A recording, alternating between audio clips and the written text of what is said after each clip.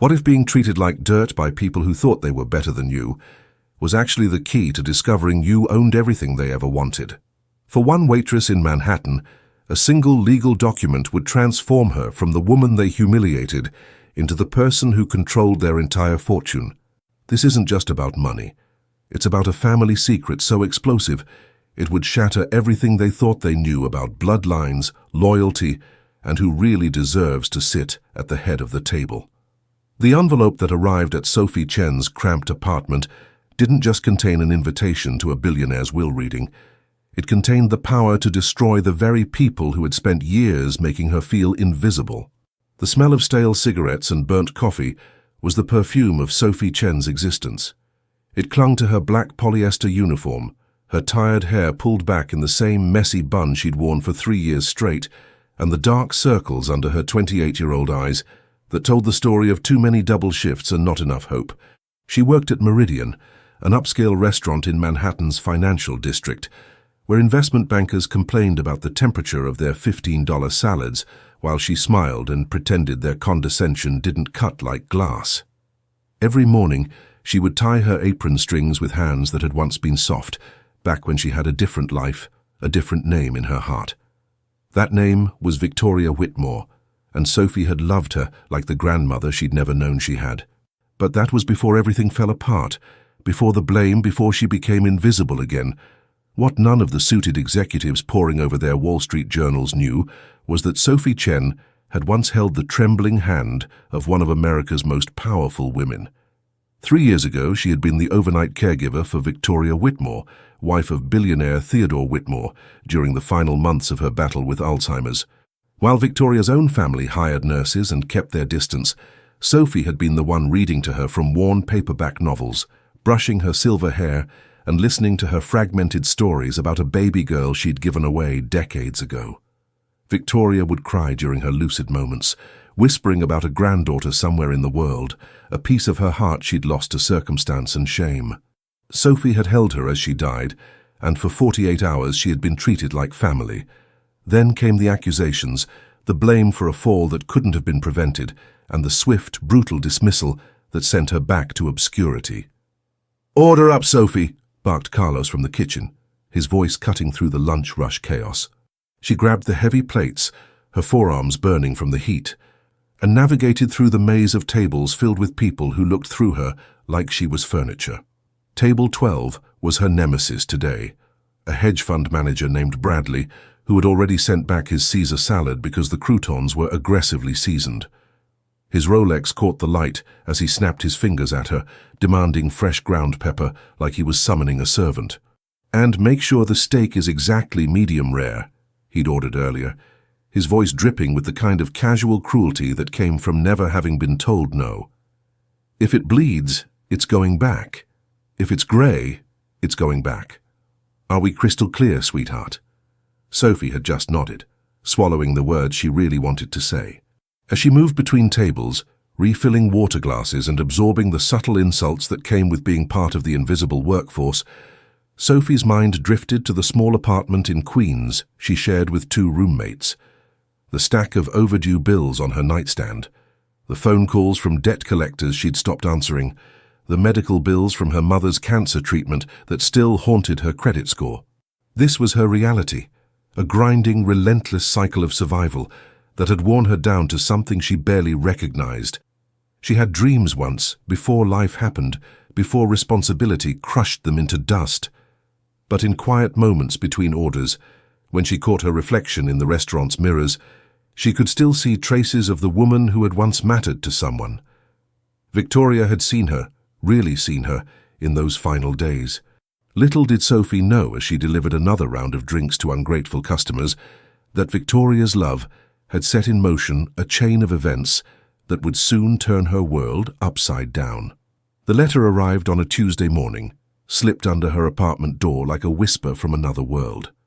Sophie almost stepped on it as she rushed out for her opening shift, her sneakers squeaking against the worn linoleum of the hallway that always smelled like curry and broken dreams.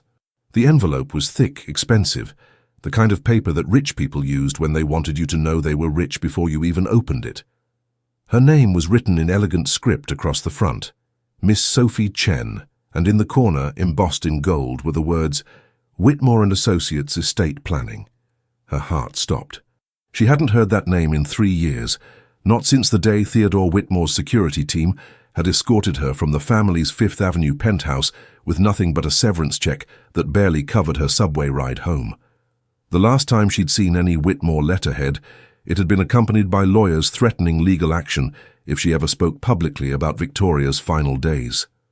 Inside her cramped studio apartment, Sophie's hands trembled as she tore open the envelope. The letter was formal, cold, written in the kind of legal language that made her head spin. You are hereby summoned to attend the reading of the last will and testament of Theodore Whitmore, deceased, on Friday, October 15th, at 2:01 p.m. sharp. She read it 3 times, her pulse hammering in her ears like a warning drum. Why would she be included in a billionaire's will reading? She'd been fired in disgrace, blamed for Victoria's final accident, cast out like she meant nothing. Her roommate Jennifer, a nursing student who worked nights at a 24-hour diner, found her sitting on their threadbare couch, staring at the letter like it might disappear. Holy shit, Sophie, Jennifer breathed, reading over her shoulder. Theodore Whitmore is dead, and they want you at the will reading? The questions hung in the air like smoke, but Sophie had no answers, only a growing sense of dread mixed with something she couldn't quite name. At work that day, Sophie's mind was elsewhere, floating between the present and a past she'd tried so hard to bury. She dropped a tray of water glasses, sending ice cubes skittering across the marble floor, while a table full of real estate developers snickered at her clumsiness. Get it together, Chen, muttered her manager, Derek, a weaselly man who treated the waitstaff like they were personally responsible for ruining his dreams of restaurant ownership. But Sophie barely heard him. She kept thinking about Victoria's final weeks, the way the old woman would grab her hand with surprising strength and whisper about regrets, about a baby she'd given up, about love that had been buried under years of social expectations and family pressure. There's so much I should have done differently, Victoria had said during one of her rare lucid moments, her roomy eyes focused with startling clarity. Promises I should have kept. People I should have found. At the time, Sophie had assumed it was just the rambling of a confused mind. But now those words felt heavy with meaning she hadn't understood. Her co-workers' reactions ranged from skepticism to outright mockery when she finally told them about the letter. You sure you didn't just get summoned to testify about stealing silverware or something? Joked Marcus, one of the bartenders, earning laughs from the rest of the staff. Even her closest friend at work, Isabella, looked concerned. Sophie, honey, rich people don't leave money to the help unless there's something seriously weird going on. Are you sure this isn't some kind of scam? The doubt in everyone's voices only amplified her own fears. Maybe they were right. Maybe she was delusional to think she'd meant anything to the Whitmore family beyond being a convenient scapegoat for their guilt. But as Friday approached, Sophie couldn't shake the feeling that this letter was connected to something bigger than a simple bequest, something that had been set in motion during those long nights when she'd sat by Victoria's bedside, listening to stories about a life filled with beautiful mistakes and terrible sacrifices. The smell of stale cigarettes and burnt coffee was the perfume of Sophie Chen's existence.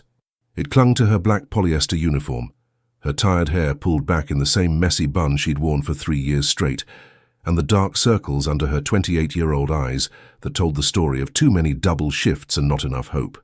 She worked at Meridian, an upscale restaurant in Manhattan's financial district, where investment bankers complained about the temperature of their $15 salads, while she smiled and pretended their condescension didn't cut like glass. Every morning she would tie her apron strings with hands that had once been soft, back when she had a different life, a different name in her heart. That name was Victoria Whitmore, and Sophie had loved her like the grandmother she'd never known she had. But that was before everything fell apart, before the blame, before she became invisible again. What none of the suited executives poring over their Wall Street journals knew was that Sophie Chen had once held the trembling hand of one of America's most powerful women. 3 years ago, she had been the overnight caregiver for Victoria Whitmore, wife of billionaire Theodore Whitmore, during the final months of her battle with Alzheimer's. While Victoria's own family hired nurses and kept their distance, Sophie had been the one reading to her from worn paperback novels, brushing her silver hair and listening to her fragmented stories about a baby girl she'd given away decades ago. Victoria would cry during her lucid moments, whispering about a granddaughter somewhere in the world, a piece of her heart she'd lost to circumstance and shame. Sophie had held her as she died, and for 48 hours she had been treated like family. Then came the accusations, the blame for a fall that couldn't have been prevented, and the swift, brutal dismissal that sent her back to obscurity. "Order up, Sophie," barked Carlos from the kitchen, his voice cutting through the lunch rush chaos. She grabbed the heavy plates, her forearms burning from the heat, and navigated through the maze of tables filled with people who looked through her like she was furniture. Table 12 was her nemesis today, a hedge fund manager named Bradley, who had already sent back his Caesar salad because the croutons were aggressively seasoned. His Rolex caught the light as he snapped his fingers at her, demanding fresh ground pepper like he was summoning a servant. "And make sure the steak is exactly medium rare," he'd ordered earlier, his voice dripping with the kind of casual cruelty that came from never having been told no. "If it bleeds, it's going back. If it's grey, it's going back. Are we crystal clear, sweetheart?" Sophie had just nodded, swallowing the words she really wanted to say. As she moved between tables, refilling water glasses and absorbing the subtle insults that came with being part of the invisible workforce, Sophie's mind drifted to the small apartment in Queens she shared with two roommates. The stack of overdue bills on her nightstand, the phone calls from debt collectors she'd stopped answering, the medical bills from her mother's cancer treatment that still haunted her credit score. This was her reality, a grinding, relentless cycle of survival that had worn her down to something she barely recognized. She had dreams once, before life happened, before responsibility crushed them into dust. But in quiet moments between orders, when she caught her reflection in the restaurant's mirrors, she could still see traces of the woman who had once mattered to someone. Victoria had seen her, really seen her, in those final days. Little did Sophie know as she delivered another round of drinks to ungrateful customers that Victoria's love had set in motion a chain of events that would soon turn her world upside down. The letter arrived on a Tuesday morning, slipped under her apartment door like a whisper from another world. Sophie almost stepped on it as she rushed out for her opening shift, her sneakers squeaking against the worn linoleum of the hallway that always smelled like curry and broken dreams. The envelope was thick, expensive, the kind of paper that rich people used when they wanted you to know they were rich before you even opened it. Her name was written in elegant script across the front, Miss Sophie Chen, and in the corner, embossed in gold, were the words, "Whitmore and Associates Estate Planning." Her heart stopped. She hadn't heard that name in 3 years, not since the day Theodore Whitmore's security team had escorted her from the family's Fifth Avenue penthouse with nothing but a severance check that barely covered her subway ride home. The last time she'd seen any Whitmore letterhead, it had been accompanied by lawyers threatening legal action if she ever spoke publicly about Victoria's final days. Inside her cramped studio apartment, Sophie's hands trembled as she tore open the envelope. The letter was formal, cold, written in the kind of legal language that made her head spin. "You are hereby summoned to attend the reading of the last will and testament of Theodore Whitmore, deceased, on Friday, October 15th, at 2:01 p.m. sharp." She read it 3 times, her pulse hammering in her ears like a warning drum. Why would she be included in a billionaire's will reading? She'd been fired in disgrace, blamed for Victoria's final accident, cast out like she meant nothing. Her roommate Jennifer, a nursing student who worked nights at a 24-hour diner, found her sitting on their threadbare couch, staring at the letter like it might disappear. "Holy shit, Sophie," Jennifer breathed, reading over her shoulder. "Theodore Whitmore is dead, and they want you at the will reading?" The questions hung in the air like smoke, but Sophie had no answers, only a growing sense of dread mixed with something she couldn't quite name. At work that day, Sophie's mind was elsewhere, floating between the present and a past she'd tried so hard to bury. She dropped a tray of water glasses, sending ice cubes skittering across the marble floor, while a table full of real estate developers snickered at her clumsiness. "Get it together, Chen," muttered her manager, Derek, a weaselly man who treated the waitstaff like they were personally responsible for ruining his dreams of restaurant ownership. But Sophie barely heard him. She kept thinking about Victoria's final weeks, The way the old woman would grab her hand with surprising strength and whisper about regrets, about a baby she'd given up, about love that had been buried under years of social expectations and family pressure. "There's so much I should have done differently," Victoria had said during one of her rare lucid moments, her roomy eyes focused with startling clarity. "Promises I should have kept. People I should have found." At the time, Sophie had assumed it was just the rambling of a confused mind. But now those words felt heavy with meaning she hadn't understood. Her co-workers' reactions ranged from skepticism to outright mockery when she finally told them about the letter. "You sure you didn't just get summoned to testify about stealing silverware or something?" joked Marcus, one of the bartenders, earning laughs from the rest of the staff. Even her closest friend at work, Isabella, looked concerned. "Sophie, honey, rich people don't leave money to the help unless there's something seriously weird going on. Are you sure this isn't some kind of scam?" The doubt in everyone's voices only amplified her own fears. Maybe they were right. Maybe she was delusional to think she'd meant anything to the Whitmore family beyond being a convenient scapegoat for their guilt. But as Friday approached, Sophie couldn't shake the feeling that this letter was connected to something bigger than a simple bequest, something that had been set in motion during those long nights when she'd sat by Victoria's bedside, listening to stories about a life filled with beautiful mistakes and terrible sacrifices. Friday arrived like Judgment Day, grey and unforgiving under a blanket of October clouds that seemed to press down on Manhattan like a guilty conscience. Sophie stood outside the towering glass building that housed Hartwell, Klein & Associates, the kind of law firm that charged more per hour than she made in a month. Her only decent outfit, a black dress she'd bought at Target 3 years ago for Victoria's funeral, felt like a costume, a pathetic attempt to blend in with people who belonged in marble lobbies and mahogany conference rooms. The security guard barely glanced at her ID before waving her toward the elevator bank, but she caught his subtle smirk, the way his eyes lingered on her scuffed shoes and discount handbag. By the time she reached the 42nd floor, her palms were slick with sweat and her heart was beating so loudly she was sure everyone could hear it. The receptionist, a glacial blonde in a suit that probably cost more than Sophie's monthly rent, looked her up and down with barely concealed disdain before directing her to Conference Room A. The moment Sophie walked into that room, she knew she'd made a terrible mistake. Arranged around a gleaming conference table that could have seated a small army were Theodore Whitmore's family members, all of them dressed like they'd stepped out of a magazine shoot for How the Other Half Lives. Marcus Whitmore, Theodore's son, sat at the head of the table in a charcoal suit that probably cost more than Sophie's car, his silver hair slicked back and his pale eyes cold as winter glass. Across from him, his sister Vivian held court in a cream-colored Chanel suit, her perfectly manicured fingers drumming impatiently on the table's surface. There were others too, cousins, in-laws, business partners, all of them radiating the kind of casual wealth that came from never having worried about rent or grocery money, or choosing between paying the electric bill and buying prescription medication. They stopped talking the moment she entered, their conversations dying like lights being switched off one by one. The silence that followed was so thick Sophie could have cut it with a knife. "Who let the help in?"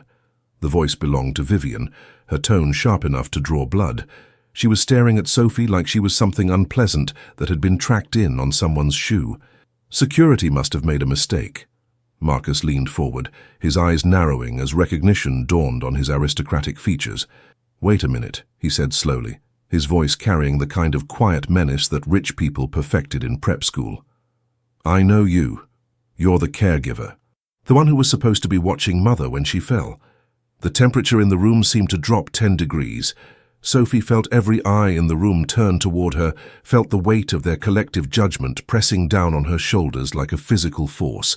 She wanted to run, to disappear, to wake up back in her cramped apartment and discover this was all just another anxiety dream.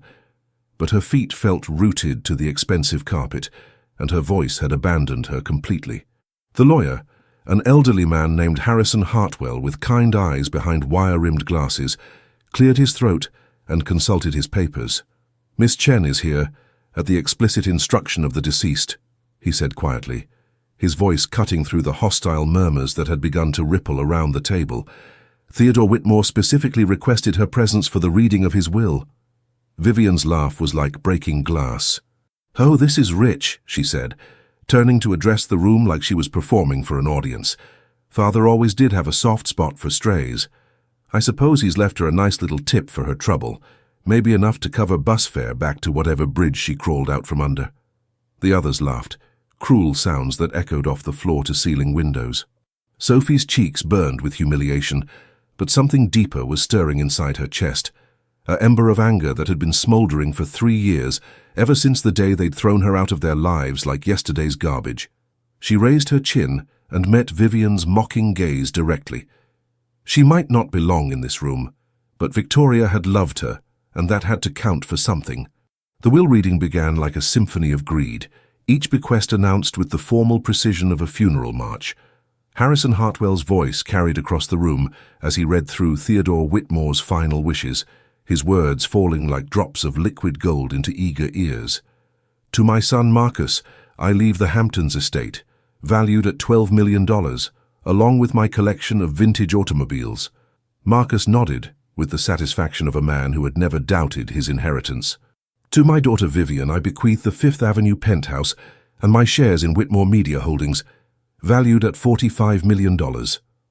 Vivian's smile was sharp as a blade, her eyes already calculating how quickly she could liquidate the media company.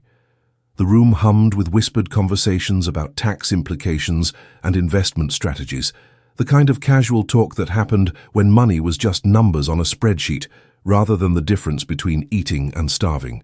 Sophie sat in her uncomfortable chair, feeling smaller with each announcement, wondering why she was being forced to witness this display of dynastic wealth.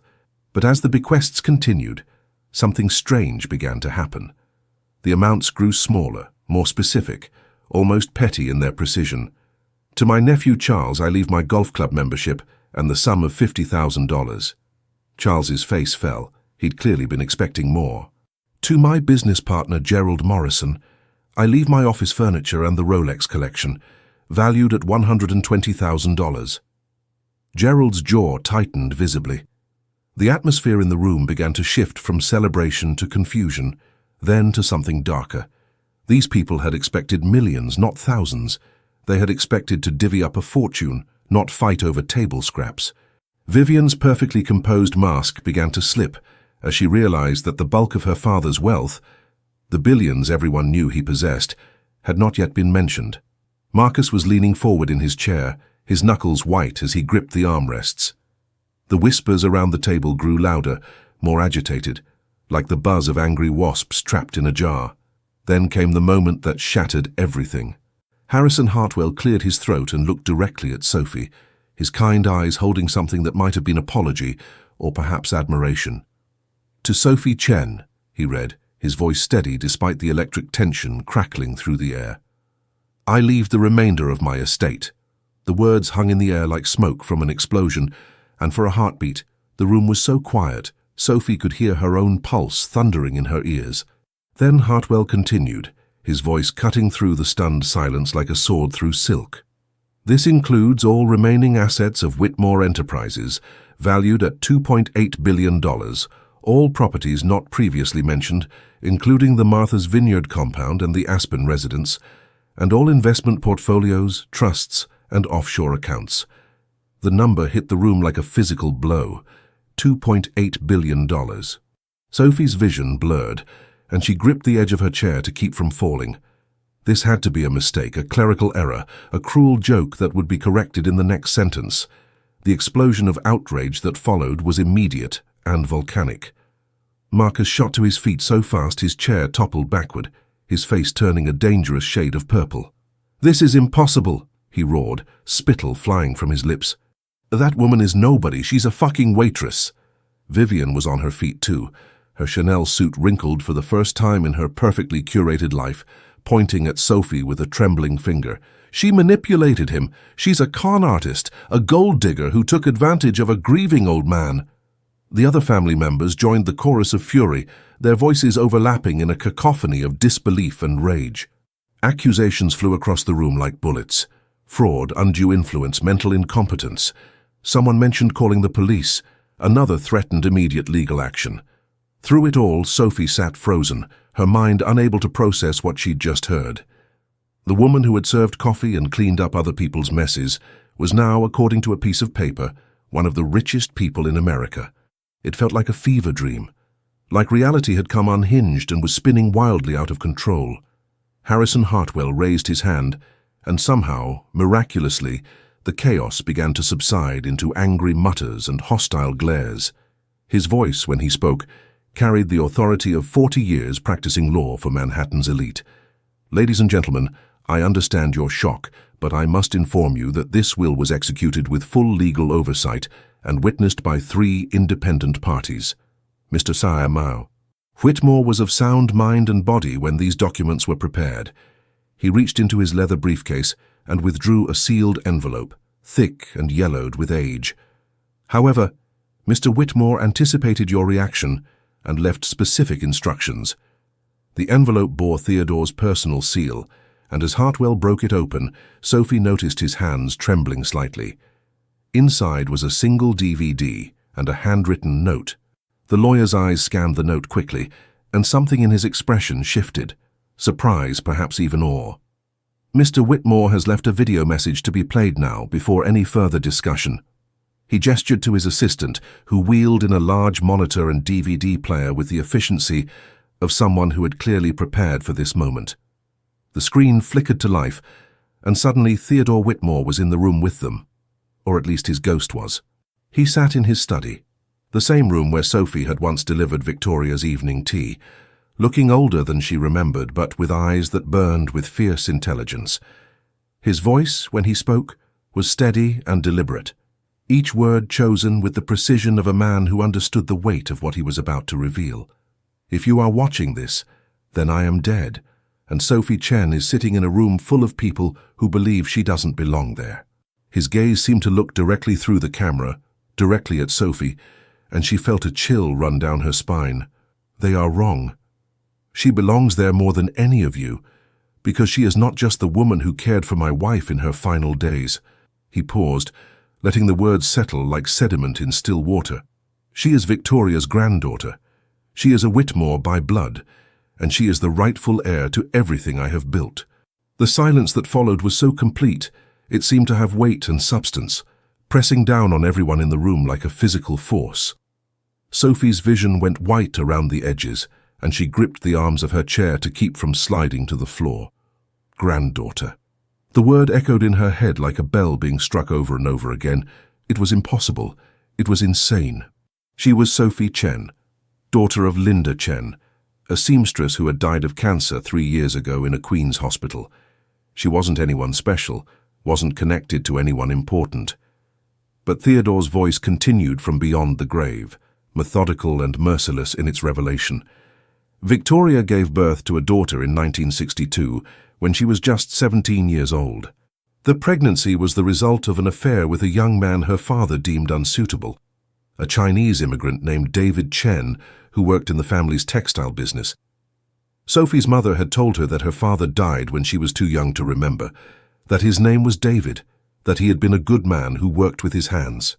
Theodore's recorded image leaned forward, his eyes intense with the weight of long-buried truth. Victoria's father forced her to give the baby up for adoption, threatening to destroy David Chen's life and livelihood if she refused. Victoria spent the next 60 years searching for her daughter, hiring private investigators, following leads that went nowhere, carrying the guilt of that choice like a stone in her chest. The camera seemed to focus on his hands, weathered and spotted with age, as he continued his confession.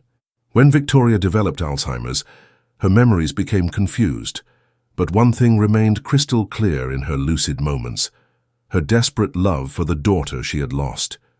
She would talk about her constantly, wondering if she was safe, if she was happy, if she would ever forgive her. Sophie's mind flashed to those long nights sitting beside Victoria's bed, listening to rambling stories about a baby with dark hair and perfect tiny fingers, stories she had assumed were just the wanderings of a diseased mind. I promised my wife that I would find her granddaughter and make things right.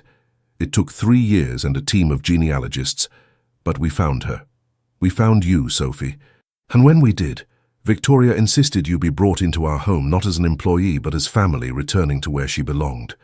The DVD continued to play, Theodore's voice filling the stunned silence like water rushing into a vacuum.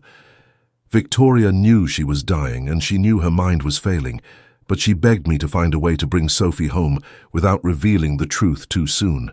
She was terrified that Sophie would reject her, that she would see the offer of employment as charity from guilty rich people. His weathered hands folded together on the desk, and Sophie could see the weight of years in his posture. So we created a fiction. We hired you as a caregiver, but Victoria's instructions were clear. You were to be treated like family, paid well, given your own room in our home, included in family dinners when possible. Sophie's mind reeled as fragments of memory began to fit together like pieces of a broken puzzle. The way Victoria had insisted she eat meals with them rather than in the kitchen with the other staff. The expensive Christmas bonus that had seemed wildly generous. The way Theodore had always spoken to her with a respect that had puzzled her, addressing her as Miss Chen when other employees were called by their first names. Victoria's plan was to tell you the truth gradually, to build a relationship first, to earn the right to call you family. But Theodore's expression darkened, and his voice grew heavy with regret. Then came the fall. Victoria had been having a particularly bad day, confused and agitated, and when she tried to get out of bed alone, she slipped. The family blamed you, Sophie, because it was easier than accepting that sometimes no amount of money or care can stop the inevitable. His eyes seemed to bore through the screen, addressing not just Sophie but the entire room. Marcus, Vivian, you turned your grief into cruelty because you needed someone to blame for your mother's mortality. You destroyed the one person who had shown her unconditional love in her final months, and in doing so, you revealed exactly why Victoria was right to leave everything to her granddaughter instead of her children. The accusations hit Marcus and Vivian like physical blows, their faces cycling through shock, denial, and rage. After Sophie left, Victoria's condition deteriorated rapidly. She stopped eating, stopped speaking, stopped responding to treatment. She died of a broken heart, separated from the granddaughter she had finally found but lost before she could reveal the truth. Theodore leaned back in his chair, and for a moment he looked every one of his 78 years. I spent the last 3 years of my life having Sophie investigated, not to find dirt, but to understand the woman my wife had loved so fiercely. What I discovered was extraordinary. The camera seemed to refocus as he pulled out a thick folder. Sophie Chen, despite having every excuse to become bitter and small, has spent her life helping others. She worked 3 jobs to pay for her mother's cancer treatment, never missing a single chemotherapy appointment.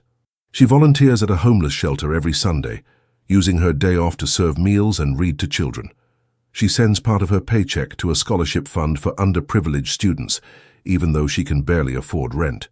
Each revelation felt like a spotlight shining on parts of Sophie's life she had never thought anyone would notice or care about. This is the woman my wife chose, not just by blood, but by character. This is the woman who deserves to carry on the Whitmore legacy.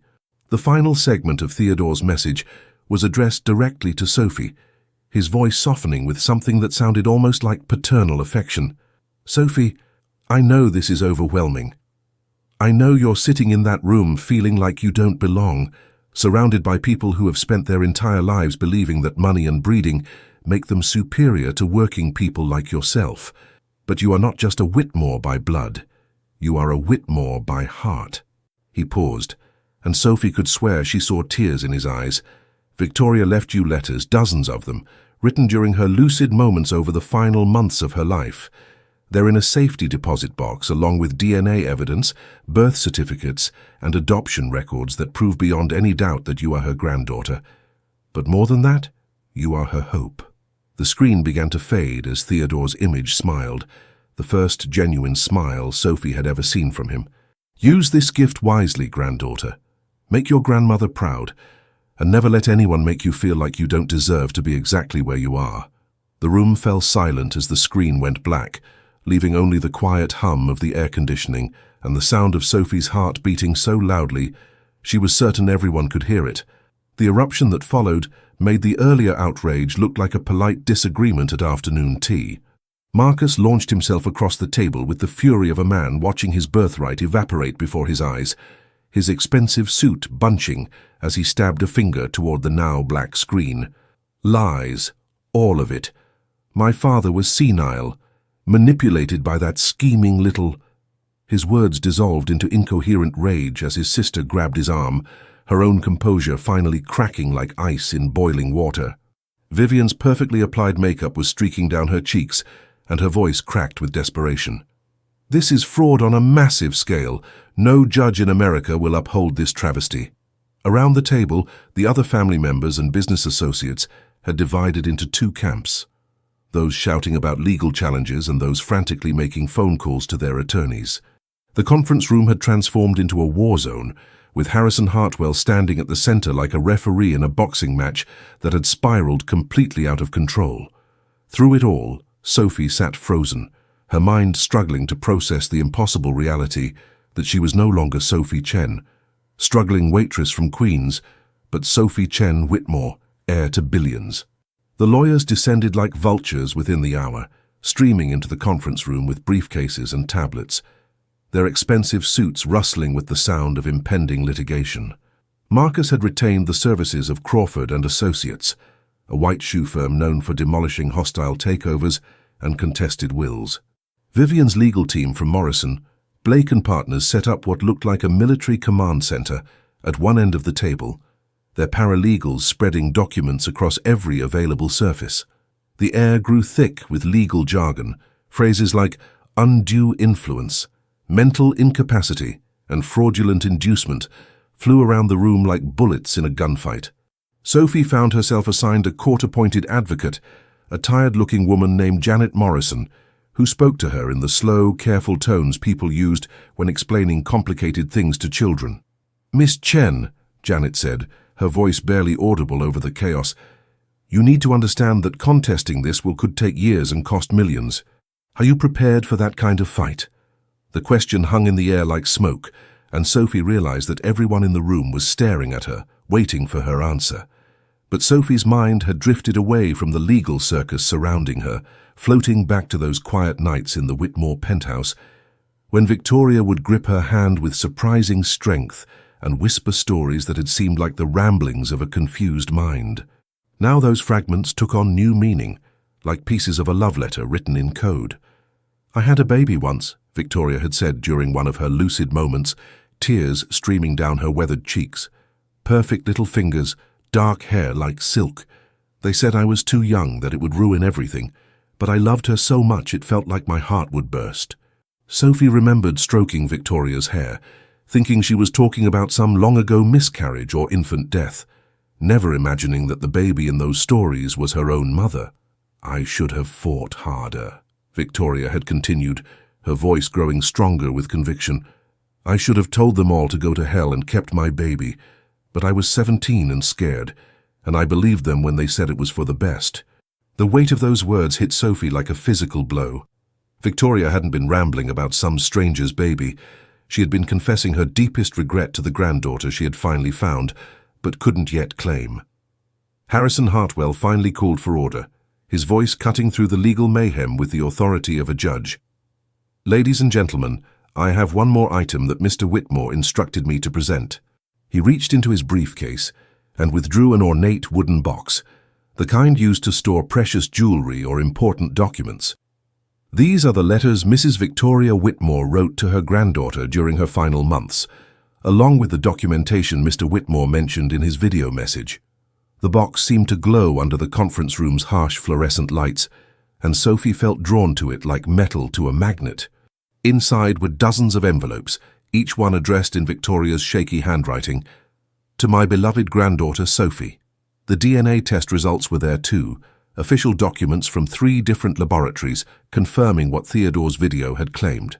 Birth certificates, adoption records, genealogical charts, a paper trail that mapped the journey from Victoria Whitmore's 17-year-old heartbreak to Sophie Chen's 28 years of wondering why she always felt like she was searching for something she couldn't name. As Sophie's trembling fingers touched the first envelope, she realized that this wasn't just about money or inheritance. It was about finally understanding who she was and where she came from. The billion-dollar fortune was overwhelming, but these letters were priceless. The first letter Sophie opened with trembling fingers was dated just 2 weeks after she had started working for the Whitmore family, written in Victoria's careful handwriting before the Alzheimer's had stolen her fine motor control. "My dearest Sophie," it began, "I cannot tell you yet who you are to me, but I can tell you that having you in my home feels like a miracle I never dared to pray for." The words blurred as tears filled Sophie's eyes, and she had to stop reading to wipe her cheeks with the back of her hand. Around the conference table, the lawyers continued their heated debates about legal precedents and probate law, but their voices seemed to fade into background noise as Sophie discovered the treasure trove of love that Victoria had left for her. "You have your mother's eyes," the letter continued, "and when you smile I see echoes of the baby I held for only 3 precious hours before they took her away. I know you wonder why I watch you so intently, why I insist you join us for dinner, why I ask so many questions about your life. It's because every moment with you is a gift I thought I had lost forever." The conference room felt like it was spinning around Sophie as the magnitude of Victoria's love washed over her in waves. The legal battle lines were drawn with military precision as the afternoon wore on. Marcus had assembled what looked like a small army of litigation specialists, their strategy clearly focused on proving Theodore's mental incompetence and Sophie's undue influence over a grieving widower. Vivian's team was taking a different approach, challenging the validity of the DNA evidence and claiming that even if Sophie was related to Victoria, adoption had legally severed any claim to inheritance. The noise level in the room had reached a fever pitch when Harrison Hartwell stood up and slammed his hand on the table, with surprising force for a man his age. "Enough!" he roared, his voice cutting through the chaos like a sword through silk. "This is a law office, not a battlefield, and I will not have my conference room turned into a circus." He straightened his tie and looked around the room with the stern expression of a judge about to hold someone in contempt. "Mr. Whitmore anticipated every single argument you people are making, and he prepared accordingly. This will is ironclad, witnessed properly, and backed by documentation that would satisfy any court in America. You want to contest it? Fine. But you'll do it through proper legal channels, not by screaming at each other in my office." Sophie clutched the box of letters to her chest like a shield against the hatred radiating from Theodore's biological children. She could feel their eyes boring into her, could practically taste their resentment in the air, but something had shifted inside her as she read Victoria's words of love and longing. For the first time since walking into this conference room, she felt like she had a right to be there. These people had treated her like dirt when she was their employee, had blamed her for a tragedy that wasn't her fault, had cast her out without a second thought when they needed a scapegoat for their grief. But Victoria had seen her worth, had loved her not despite her humble background, but because of the strength and compassion it had given her. "You want to know what undue influence looks like," Sophie said suddenly, her voice cutting through the legal chatter like a knife through butter. The room fell silent, every eye turning to her in shock. She had been quiet for so long, they had probably forgotten she could speak. "Undue influence is making a woman feel guilty for loving the granddaughter she found after 60 years of searching. Undue influence is telling someone they're responsible for an accident they couldn't have prevented." Her voice grew stronger with each word, fed by years of swallowed insults and suppressed dignity. Standing up slowly, Sophie felt the weight of every person in that room watching her, but for the first time, their attention didn't make her want to disappear. "I didn't ask for this," she continued, her voice steady despite the tremor in her hands. "I didn't manipulate anyone or scheme to steal your inheritance. I served coffee and cleaned up other people's messes and held your mother's hand while she cried about the daughter she gave away." She looked directly at Marcus, then at Vivian, her gaze unflinching. "You want to fight this in court? Go ahead. Spend your trust funds on lawyers and depositions and DNA challenges. But while you're busy trying to prove I don't deserve to be here, I'm going to be reading every single one of these letters, learning about the grandmother who loved me enough to move heaven and earth to bring me home." The silence that followed was profound, broken only by the soft sound of Harrison Hartwell clearing his throat. "Miss Chen," he said quietly, "I believe you'll find that your grandmother left you more than just letters. She left you a legacy of love that no courtroom can take away." As Sophie walked toward the door, still clutching Victoria's letters, she heard Vivian hiss behind her. "This isn't over." Sophie paused, turned back, and for the first time in her life, smiled at someone who was trying to intimidate her. "No," she agreed, "it's just beginning." The weeks that followed the will reading passed in a blur of legal documents, media attention, and the surreal adjustment to a life Sophie could never have imagined. The story had leaked to the press within hours. Billionaire leaves fortune to Waitress granddaughter. And suddenly Sophie found herself at the center of a media circus that made her old problems seem quaint by comparison. Paparazzi camped outside her Queens apartment building. Reporters shoved microphones in her face every time she tried to leave for work, and her phone buzzed constantly with interview requests from talk shows and news programs. But through it all, she carried Victoria's letters with her like a talisman, reading and rereading them in quiet moments, learning about the woman who had searched for her across decades of regret and hope. One letter, written during Victoria's final week of lucidity, had particularly shaken her. "I know I'm dying, my darling girl, and I know my mind is leaving me piece by piece. But I need you to understand that finding you was the greatest joy of my life, even if I couldn't tell you who you were. Promise me you'll be strong enough to claim what's yours, to stand up to those who will try to make you feel small. You are a Whitmore, but more than that, you are my granddaughter, and I am so proud of the woman you've become." The legal challenges came swift and brutal, just as everyone had predicted. Marcus and Vivian's teams filed 17 separate motions, challenging everything from Theodore's mental capacity to the validity of the DNA evidence, to Sophie's moral fitness to inherit such a vast fortune. The depositions were humiliating ordeals, where high-powered lawyers tried to paint her as a scheming gold digger who had manipulated a grieving old man, asking invasive questions about her financial history, her relationship with Victoria, even her dating life, searching for any angle that might suggest improper influence. Sophie's court-appointed lawyer, Janet Morrison, had been replaced by a team from Pemberton and Associates, one of the few firms with enough clout to go toe-to-toe with the Whitmore family's legal army. But even with better representation, the process was exhausting and demoralizing, a daily reminder that Theodore's biological children would rather destroy the family name than see her inherit it. The media coverage oscillated between painting her as a Cinderella story and suggesting she was a con artist who had played the long game with devastating effectiveness. But something unexpected happened as the legal battle dragged on. Sophie began to find her voice not just in depositions and court appearances, but in life. She quit her job at Meridian, not out of arrogance, but because she realized she deserved better than to be treated like furniture by people who saw service workers as subhuman. With the modest stipend the court had awarded her while the will was being contested, she enrolled in night classes to finish the college degree she'd abandoned years ago to care for her dying mother. She volunteered more hours at the homeless shelter, finding comfort in work that felt meaningful rather than merely transactional. And slowly, carefully, she began to let herself imagine what she might do with Theodore's fortune if she actually won the legal battle. The letters from Victoria had given her more than just proof of identity. They had given her a sense of purpose, an understanding that great wealth came with great responsibility. "Use this gift to make the world a little kinder," Victoria had written in her final letter.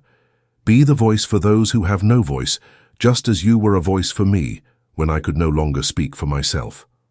The turning point came 6 months after the will reading, during what was supposed to be a routine hearing about the DNA evidence. Sophie sat in the courthouse gallery, watching Marcus's lawyers argue that the genetic testing had been compromised, when an elderly woman in the back row caught her attention. She was well dressed but not ostentatious, with silver hair pulled back in an elegant chignon, and she was watching Sophie with an intensity that felt familiar. During a recess, the woman approached her in the hallway. "Miss Chen," she said, her voice carrying a slight accent Sophie couldn't place. "My name is Catherine Morrison. I was Victoria's closest friend for over 50 years. Sophie's heart began to race. She had heard Victoria mention Catherine in some of her rambling stories, but she had assumed, like so much else, that it was just confused memory. "I have something that belongs to you," Catherine continued, reaching into her purse to withdraw a small wrapped package. "Victoria gave this to me the week before she died, with very specific instructions about when to give it to you." Inside the tissue paper was a simple gold locket, tarnished with age but still beautiful. When Sophie opened it, she found two tiny photographs, one of a baby with dark hair and solemn eyes, and another of Victoria as a young woman, radiant with joy and heartbreak. "That's your mother as an infant," Catherine said softly, "and that's Victoria, the day she gave birth. She wore that locket every day for 60 years, waiting for the chance to give it to her granddaughter." As Sophie held the locket, feeling the weight of all that love and loss, she realized that no court battle could take away what Victoria had really left her. The knowledge that she was loved, that she belonged somewhere, that she was finally, truly home.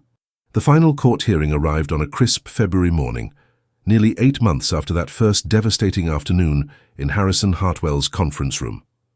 Sophie walked up the courthouse steps with a confidence that would have been impossible for the broken waitress who had once cowered under the Whitmore family's accusations. She wore a simple navy suit, not designer but well-tailored and professional, and carried herself with the quiet dignity of someone who had finally learned her own worth.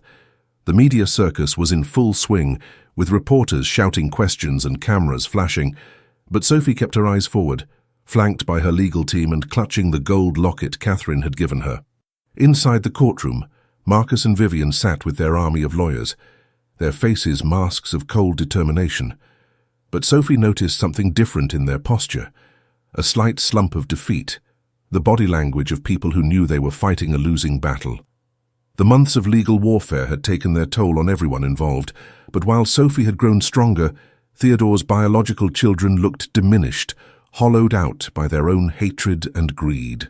Judge Patricia Henley, a stern woman in her 60s with steel-grey hair and penetrating blue eyes, called the court to order with the gravity of someone who understood the historical significance of the case before her. "We are here today," she began, her voice carrying clearly through the packed courtroom, "to determine the final disposition of Theodore Whitmore's will and the validity of the claims brought by the contestants." Sophie's lead attorney, David Pemberton, rose to present their closing arguments, his silver hair gleaming under the courtroom's harsh fluorescent lights. He spoke for 20 minutes, methodically dismantling every challenge the Whitmore family had raised, presenting the DNA evidence, the adoption records, the testimonies of private investigators and genealogists, and most powerfully, Victoria's letters. "So, Your Honor," he concluded, his voice ringing with conviction, "this is not a case about money or inheritance law. This is a case about a grandmother's love transcending 60 years of separation and a grandfather's promise to make things right. Sophie Chen is not just legally entitled to this inheritance, she is morally deserving of it." When Marcus's lead counsel rose to make his final argument, his words felt hollow and desperate, recycling the same accusations of manipulation and undue influence that had already been thoroughly debunked. But the moment that sealed Sophie's victory came when Judge Henley asked her to approach the bench. "Miss Chen," the judge said, her stern expression softening slightly, "this court has reviewed all the evidence presented, and I am satisfied that you are indeed Victoria Whitmore's biological granddaughter, and that Theodore Whitmore's will reflects his genuine intentions. However, I have one question for you." Sophie's heart hammered in her chest as she waited. A fortune of this magnitude comes with enormous responsibility. How do I know you won't squander it, that you understand the weight of what you're about to inherit? The courtroom fell silent, and Sophie could feel every eye upon her. She thought of Victoria's letters, of the homeless shelter where she volunteered, of all the nights she had lain awake wondering how she could possibly live up to the trust that had been placed in her. "Your Honor," she said, her voice clear and steady, "I've spent my entire adult life serving others, even when I had nothing to give. Victoria's letters taught me that true wealth isn't measured in dollars. It's measured in the lives you touch and the kindness you spread. I can't promise I'll be perfect, but I can promise that every decision I make will honor the woman who loved me enough to never stop looking for me." Judge Henley's gavel came down with finality, the sound echoing through the courtroom like thunder. "The will of Theodore Whitmore is hereby validated in its entirety. Miss Sophie Chen is declared the rightful heir to the Whitmore estate." The words seemed to hang in the air for a moment before pandemonium erupted. Marcus shot to his feet, his face purple with rage, shouting something about appeals and injustice, while Vivian sat frozen in her chair, staring at Sophie with a mixture of hatred and disbelief that was almost pitiable. Reporters rushed toward the exits to file their stories, and Sophie's legal team surrounded her with congratulations and relief. But through all the chaos, Sophie found herself thinking not about the billions she had just inherited, but about Victoria's final letter, the one she had read just that morning before court. "My darling granddaughter, if you are reading this, then justice has finally been done. Use this gift wisely, love deeply, and never forget that you are worthy of every blessing that comes your way. You are my greatest treasure, and I will love you always." 6 months later, Sophie stood in the boardroom of Whitmore Enterprises, no longer the intimidated waitress who had been mocked and dismissed, but the company's new CEO, implementing programs for employee wellness, fair wages, and educational opportunities. Marcus and Vivian, their own inheritance reduced to modest trust funds, had been forced to accept positions under her leadership, a daily reminder that kindness and integrity would always triumph over cruelty and entitlement. As she looked out the window at the city below, Sophie touched the gold locket at her throat and whispered, "I made it, Grandma. We made it home."